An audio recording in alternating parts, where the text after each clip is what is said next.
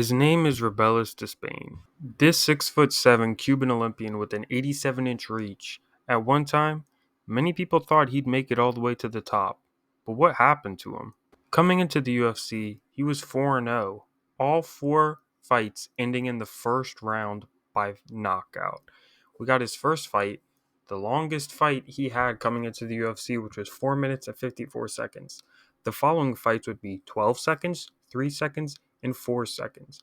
Many people thought he would come into the UFC and take over with such a high finishing rate at 100% and such a tall frame, being an Olympic Taekwondo medalist. Everyone thought that type of athlete is what we need in the heavyweight division.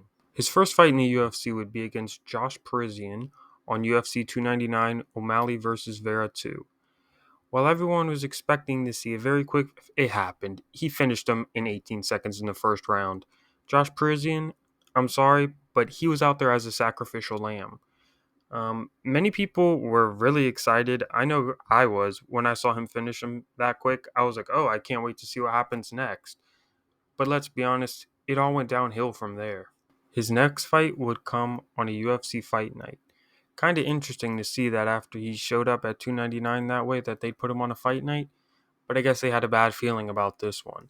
This fight would be against Waldo Cortes-Acosta, who at the time was 11-1. Pretty good fighter. I'm not really sure why they gave him such a big jump up, but I guess they just wanted to put him to the test. We found out that night that Robelis Despaigne cannot get up. Once he's taken down, he cannot get up. Once he's out the first round, he's done. A lot of people were, kind of writing him off, but many others were saying it's Waldo Acosta. Like he's not a bad fighter. Maybe that was just too much too soon. It was not a good fight. We thought he's done for, or maybe he's going to go and learn some wrestling and learn how to get up from a takedown. And hopefully, next fight they'll give him somebody that's not that difficult. He's only fought a couple times. If only that was the case. Coming off of that loss, it looks like the UFC wanted to give him another win. Austin Lane, UFC Fight Night once again. This was October 19th, kind of recent. Austin Lane, 12-5, tall guy, but he gets chinned very easily, right? We've seen him lose multiple times by knockout. 5 of his losses coming by knockout. He lost to Justin Tafa by knockout in the first round, and then Denise by knockout in the second round. It seems like if there's a big striker, we're going to throw him against you-know-who, Austin Lane. If only that was the case. This fight, Austin Lane proved his greatness in the octagon. Austin Lane shot for a takedown and got it. And then he shot for a takedown and got it. And then he shot for a takedown and got it. He took Robelis Despaigne down.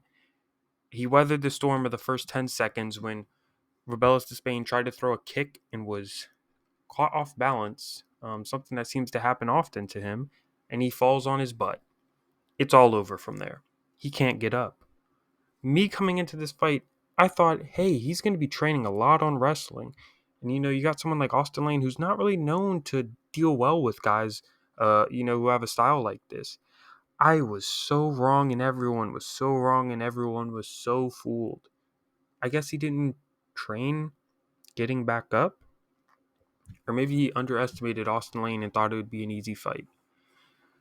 This fight seemingly put the UFC in a bad position. We got somebody who came into the fight came into the promotion being pushed heavily.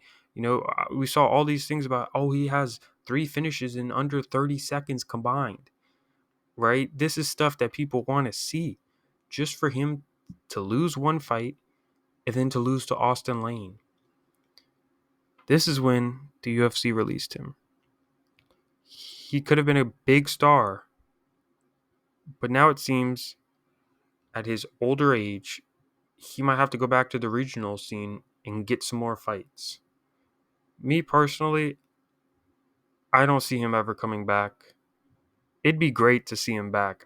If he could figure out his ground game, I would love to see him back. But most likely, that's not going to happen.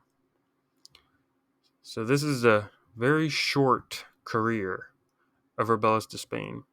And what went wrong? The only thing that went wrong was he didn't know how to wrestle. He didn't go to wrestling practice. Couldn't prevent a takedown. Couldn't stand up. That's all it is. One hole in your game can ruin your whole career, it seems. Hopefully he comes back. If not, have fun.